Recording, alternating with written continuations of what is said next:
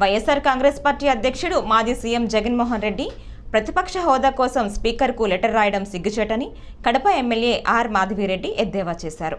బుధవారం ఎమ్మెల్యే కడపలో మీడియాతో మాట్లాడుతూ ప్రతిపక్ష హోదాపై కనీస అవగాహన లేకుండా జగన్ రెడ్డి ప్రతిపక్ష హోదాను కోరడం హేయమైన చర్యగా అభివర్ణించారు. మొత్తం సభ్యుల్లో 1/10 వంతు ఉంటేనే ప్రతిపక్ష హోదా వస్తుందన్న విషయం కూడా ఆయనకు తెలియకపోవడం బాధాకరమన్నారు. కోసం ఒక స్పీకర్ గారికి లెటర్ పంపించడం జరిగింది. అందులో భాగంగా ఆర్టికల్ 208 ప్రకారము 10% టోటల్ స్ట్రెంత్లో ఉండాల్సిన అవసరం లేదని చెప్పారు. ఈరోజు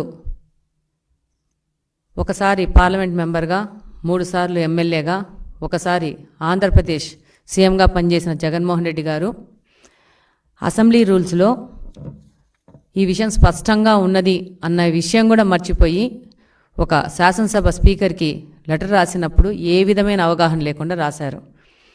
రూల్ నెంబర్ 56లో క్లాజ్ నెంబర్ సిలో క్లియర్గా రాసింది 1/10 టోటల్ స్ట్రెంత్లో ఉంటేనే ప్రతిపక్ష హోదా వస్తుందని. ఈరోజు జగన్మోహన్ రెడ్డి గారు తన యొక్క వైఫల్యాలకి రకరకాల కారణాలు చూపడం మొదలుపెట్టారు. ఈరోజు ప్రజలకు మొహం చూపించే లేక, ధైర్యం లేక మొన్నటి వరకు ఈవీఎంలు కారంగా ఓడిపోయానని, ఈరోజు ప్రతిపక్ష హోదా ఉంటేనే అసెంబ్లీకి వస్తాననే విధంగా ఆయన లెటర్ రాశారు.